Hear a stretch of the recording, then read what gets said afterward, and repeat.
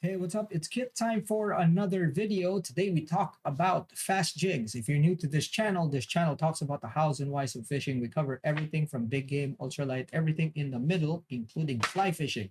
Now, when I first started jigging, I was very lucky because when I walked into the shop, I kind of don't get confused. You know why? Because I'd have two or three choices of jigs because that's all they had. Okay, and then there were actually shops here. So when I walked in, I find like a lot of jigs, and no one was ever buying them. They didn't know what it was. I miss those days. Those jigs were so cheap. It's unbelievable. Like Japanese jig for like less than $3. It was crazy, and I was buying them left, right, and center, and no one knew what they were. Okay, these were like this is one of them right here. This is already discontinued. This is from Yozuri or Dual, and this is as you can see there, it's 100 grams, and it is the Isle Metal Curve Slider. What a mouthful! But these jigs were available, and no one was buying them, and my God, they worked. They worked so well. So yeah, uh, jigs right now, you go to a shop, there's rows and rows and rows of jigs. It's unbelievable how much is available out there. It's crazy. So when you're starting out, it's kind of natural to get intimidated when you walk in the shop and you see rows. And the reality of it is you only choose like there's only three types. Okay. So, you kind of choose which one you like. And then after that, you kind of take it from there. Okay. So, the purpose of this video is to help you guys. Okay. Uh, Fast Jigging 101, it's for those guys that don't have the experience, don't have the know how, and to help them so that they can navigate this whole thing. Okay, now for the experts out there, I'm pretty sure you'll say like, "Hey, you didn't mention this, you didn't talk about that." Well, yeah, it's a 101 video. Come on, guys, So, the target for this video is, or the main purpose of this whole 101 videos, it's a series, right? Because we're already in like the fast jigs. We've discussed slow jigs, we're discussing fast jigs, and there'll be others. But the purpose for these videos is to help those that have very little knowledge when it comes to these things, and to help them, to guide them. And as you know, it's not cheap. So guide them to make the best buying decisions that they can, and help them start with the right foot forward. Okay, so let's break it down. Okay, and we can compartmentalize things so that it's really easier to understand. Okay, so there's two main types of fast jigs, and mind you, when it comes to fast jigs, you will find the most varieties. Okay, the most types, and obviously the color is there and everything, and we'll talk about that later on. I think one of the things that you need to understand is because there's a sheer number of them, and this has been done for a really long time as far as modern vertical jigging is concerned, that there are a lot of varieties to choose from, which also gives it the most versatility. So, as far as versatility is concerned, fast jigs, hands down, fast jigs, and a lot more are being made these days. So it's not that it's an old style fishing technique and it's not evolving. It is. Okay, and we'll talk about the evolution of the jigs in a bit. Okay, so it can be broken down into two main types: asymmetrical and symmetrical. Now, I have videos that talk about how to distinguish between a fast jig and a slow jig, and I said that slow jigs are asymmetrical, meaning whatever you find in one side, not necessarily what you find on the other. So this is a slow jig. As you can see there, the shape might be the same, but there's a variation. Also, there's a lighter side and a heavier side when it comes to slow jig. As you can see here, it will flip onto the heavy side. Now, as you can see, if you are actually looking at the silhouette here, this side right here is actually going up. It has less metal. It's a bit more less pronounced than the bottom. As you can see, the bottom is heavy, okay, because it's thicker. So asymmetrical. Slow jigs are like that, okay? So you can see, I'm not trying to turn it here. It's turning on its own and it will right itself, see? And that the jigs are designed to roll on one side and flutter or slide or a combination of the two. It can slide and, slide a little bit and then flutter. And it goes the same for fast jigs. There are jigs that are designed to flutter when you reel them. So it's zigzags, okay, and turns. And then there are jigs that are kind of designed to flutter, okay, flutter and slide, flutter, slide. So it can do both, but not much of the fluttering. And then there are those that are just, they slide, okay? They just slide because like this one, so you can see, this is a fast jig. As you can see, symmetrical, okay? Perfectly the same. And what it does is just chew. It's very good at actually doing that. Does it have a little bit of a roll? Maybe, but it's more for sliding. Okay, another good sliding jig is this right here. This is Sea Falcon, and this is a Sea Falcon cutlass. Before we move forward, just in case I forget, okay, if this is available in your country, buy it. Okay, even if, let's say, you have something similar like a copy or whatnot, okay, buy it. This jig will work literally everywhere, anywhere. And okay, so it has like a glow in the dark strip there, okay.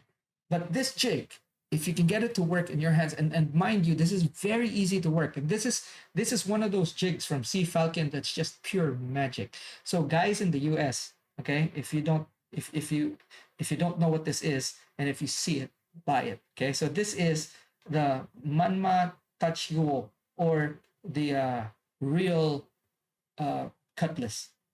This jig is it's prime. Okay, so once, so okay, again, sliding jig. So this slides. Okay, now this jig is actually heavy on the bottom right here, and although when you technically it's a mid balanced jig, but the weight is actually on the bottom. So what it does is actually go like this. Okay, it it it, it slides and then it falls like that. It's crazy good. So before I forget, seriously, this is one of those jigs that you need to buy. Okay, so uh, symmetrical, asymmetrical. Now breaking that down, you're looking at balance. There's jigs that are weighted on the bottom, and these jigs are made so that when you drop them down, they go straight down to the bottom. Okay, that's an example. This, believe it or not, is a front balance. So even in the literature of this particular jig, um, Ken, the guy who makes these jigs, he said that the balance of this jig is actually just at the back of the gill. So it's somewhere around here. So it's actually front balance. So very good example of a front balance jig. And this is made to flutter. So shorter jigs are kind of made to flutter.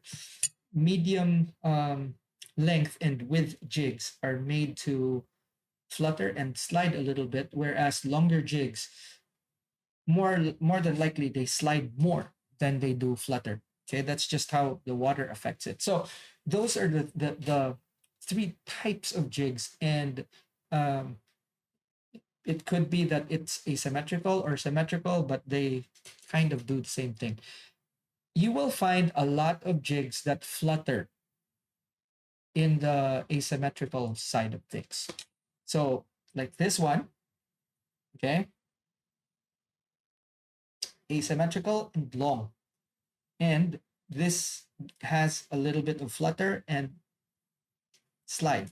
Now, the thing with asymmetrical jigs is that they're kind of easier to use because if you don't pump, they'll have their own action. That's the main difference between asymmetrical and symmetrical jigs. Okay. So keep that in mind when you're buying and you're kind of new. I would recommend going for asymmetrical jigs. So, a bigger example here. This is from uh, Major Craft. This is a jig para. You can see there.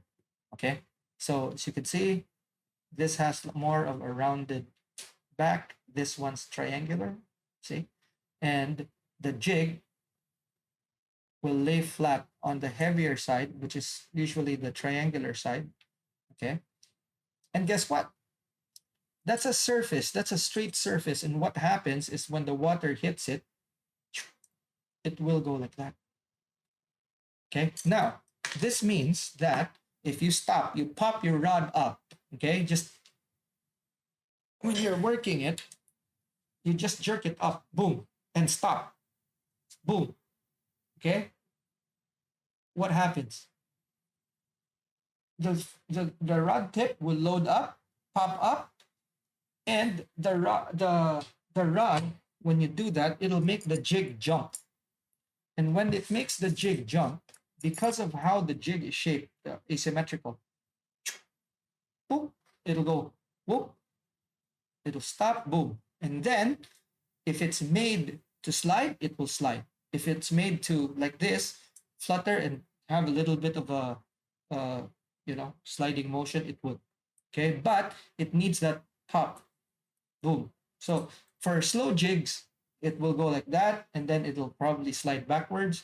But for fast jigs, it'll jump up and then move forward. So that's the biggest difference with fast jigs and slow jigs. Fast jigs, because you're tied, pop, it will go up and then boom. So it's always going to move forward. That's why with fast jigs, guess where your hooks are? Only in front. You don't really see fast jigs with hooks at the back, because if you put it on the back, more than likely the bites are not going to be there. It's always going to be up front, because for fast jigs in general, the action is on the way up. For slow jigs, it's on the way down. Okay, so for fast jigs, when you're actually reeling up, chuk, chuk, chuk, that's when, chuk, chuk, chuk. Okay, so those are the things that you really need to know. Okay, lesson done. But in a nutshell, it's basically that. So we don't have to dive down to the more complicated stuff and all that. So breaking it down like that, it's not as difficult as, or it's not as intimidating as a lot of people actually make it out as. So what do you need? Okay, very, very simple. When you go to the shop, okay, and you're getting your first set of jigs, don't go crazy. Okay, I would say, like, to start with, 5 jigs would probably work for you. So you buy the jigs that cover this sort of thing. Okay, so in faster currents, okay, in faster currents, slimmer jigs actually work well. In low current situations, um, jigs such as these are actually good. And if the conditions are actually something in between, then guess what? You'll have those mid width and mid length jigs that will work. Okay. Now, is that a hard and fast rule that you should live by? No, because guess what? In situations where even if there are swifter currents and um, you want to get down really fast, the top choice for that would be something small and stubby. Because guess what? A small and stubby lure has less surface area. And if it's bottom weighted like this, it will go down the fastest. Okay. So that is something that you kind of mix and match. Now, the good thing with fast jigs, as I mentioned earlier, is that there's a lot of them. You know, there's really a lot of shape sizes and all this, and there's a lot of choice, especially when it comes to budget. Now, take note though that jigs that are asymmetrical, again, I'll go back to that. Jigs that are asymmetrical might be easier to use for those guys that are starting out because of the nature of the jigs. They when you stop, they flutter. Okay. Now, I would say that jigs like that are easier to use for those that are starting out. So it could be that you'll buy an asymmetrical short jig that's not like this. Actually, one of the very first jigs, these, and you know, they were made symmetrical. So back then, it was kind of difficult for us. And mind you, this is not a copy. This is an original. This is what has been renamed into the Storm Thunder. This is called a Reflecta Perk, this particular model. This was from Europe, believe it or not. Okay, because the Norwegians were actually the first ones to jig, and they take the cake as far as you know, jigging is concerned. But that is like old style jigging. Obviously, when these things have been modernized, they also have newer versions. But the Japanese, together with their use of braid, kind of pioneered, as I've actually mentioned in the introduction. Okay, so again, let's break it down. Small, stubby jigs, very good to have, especially when a you have very little current. As much as these jigs are actually really good, they're very difficult to use, and these were actually these were actually made for a certain area of the world, believe it or not. Okay, where it was shallow and then there's a lot of current. So in other areas of the world where you know, sardines or bunker, hint hint, actually work, uh, probably a very good jig to use there. So shallow, shallow water, a lot of current. This is I believe this was actually made for some place in Malaysia. Shallow water, swift current. So you need something big, heavy, but not necessarily something that's fast to get down. uh, in low current situations, I've found in deep water, low current situations, I found this to actually really work well as well. So, again, like I mentioned earlier, you know, if you actually kind of have an idea of what the jig does, you can make it fit in certain situations to suit your needs. That's why, even if I don't advocate in buying like a lot, it's good to actually have some of these types, and it's not the only type, right? But it's probably a good idea to have some of these jigs just on the ready, and yeah, maybe, you know, it works. uh, the whole thing is that if you have it and you use it, more than likely there's a situation that would actually fit. But the standards such as these, okay, these, they always work. So it's good to have, you know, these jigs that are kind of specific.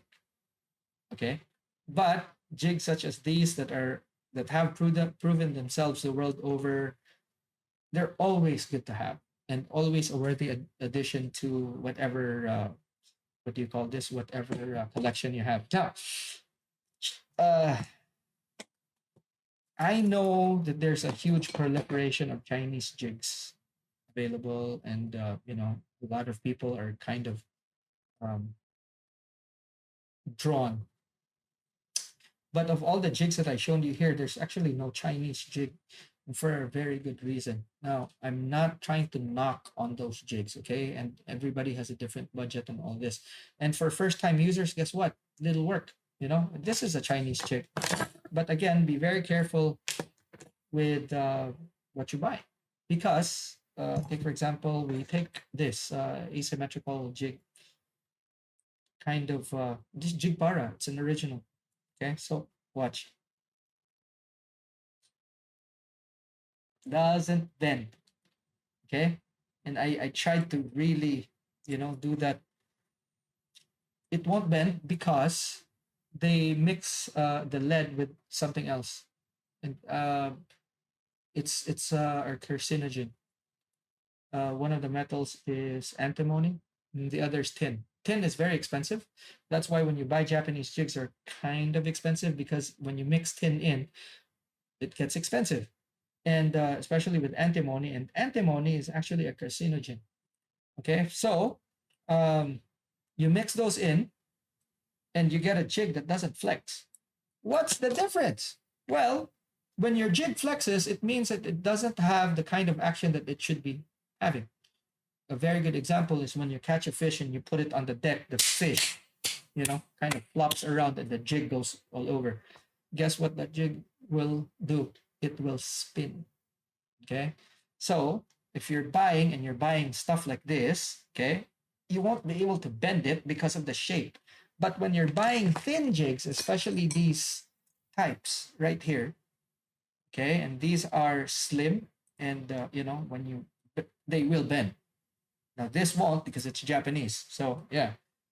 Okay. Now this is from Ocean Attitude, and it doesn't bend that much because it has a little bit of the tin and antimony. So yeah, look, see, it bend. So quality jigs will do that. They won't. Now sometimes, like take for example, there is a cutlass from Major Craft. I have a few. I'm sorry, guys. I'm not able to show you as much as I want to, because um, it's it's still in boxes. Okay. So they have a cutlass that is so thin that even if they have antimony and tin on them, guess what? They bend. Okay. Now, this is a Nature Boys jig, and it's not molded from lead. It's actually pieces of iron welded together. And obviously, these things don't bend. This is the reason why they're that expensive. Okay, now shipping stuff from Japan to US is not cheap. And right now, there's a tariff for goods that are made in China to ship to the USA. So I don't know how that dynamic is going to play.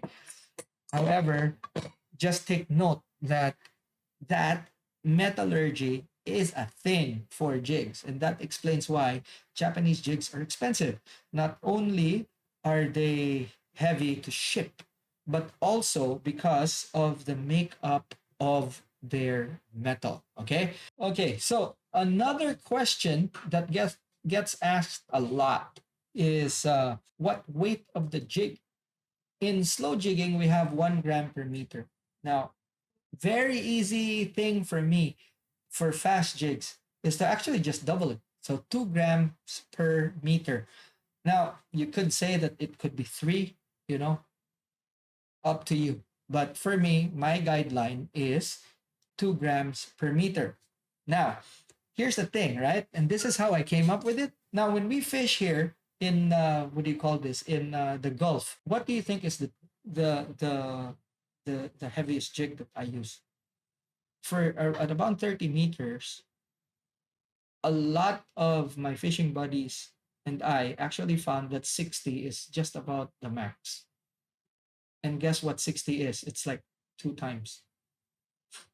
the depth, right? So that gives us like coverage for a lot of current situations. Now, it might be different for you guys, but try it out and see if it works for you. Now, remember, when we're jigging, we're actually like at the very most, for most of the fishing here, we're using one, PE1. Most is like 0.81. Okay, so PE zero point 0.8 to PE1. Majority of what's being caught is up to about 5 kilos at 0.8. We've been using 60.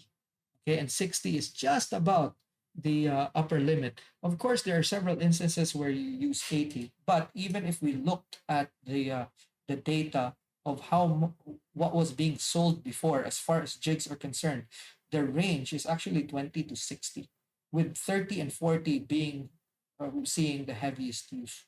Okay, and that's verifiable data as far as sales of jigs are concerned.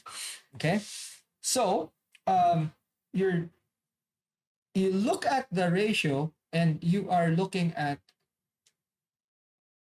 2 grams per meter. So there's your answer. Okay. Start from there and then see exactly if it's applicable in your area. Because I believe just because of the current and more so because of the diameter of line that people are using and for fast jigging, it really varies so much. There's no set standard. So uh, in slow jigging, we can say that even the guys in Japan say that okay, the standard is PE2 for general type fishing in deeper water. You can find that a lot of people have been using PE2 or even thinner line, but in fast jigging, it's all over the place. Okay, so there's people that are using 80 in shallow water, and I've seen it, with like smaller jigs and everything. So for me, and I'm using 0.8 up to the maximum is PE1, or probably the biggest that I would ever go for anything 50 meters and under here would be 1.5. That's the max for fast jigs. Um, and for that matter, tie rubber. So yeah, I mean, but for me, my main concern is always uh, lighter line, smaller jigs. Okay. Why?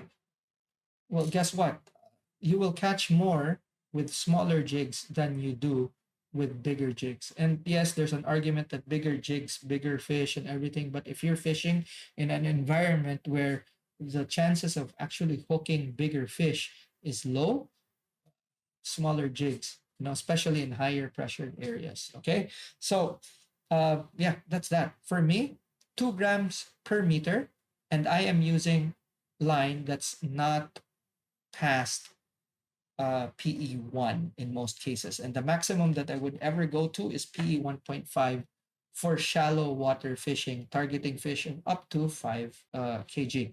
Now, it could be that we're fishing in areas where there's a lot of structure, and that would more likely be the time when I would be using a what's this a reel with thicker line, but more than likely I would be using zero point 0.8. And if I bust out my Calcutta Conquest, which is my main reel for a really long time, um guess what's there? 0.8. Okay, now that I've switched to Studio Ocean Mark, I switch spools. Okay, the Blue Safari, hold on.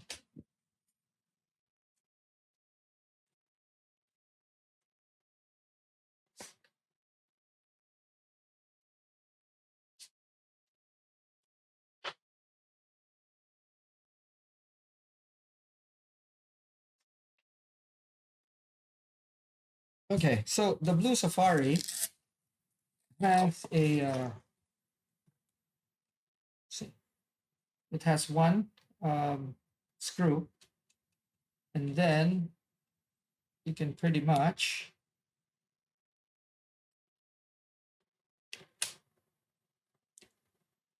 take the spool out, okay, and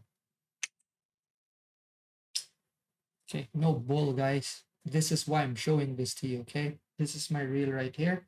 This is my PG. I have another one that's an HG, but you saw me take this out. Okay, so um,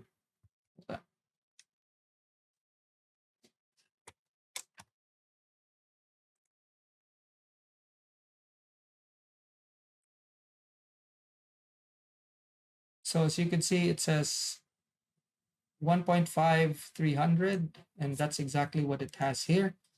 So in situations where I need this, I have a reel that has 1.5.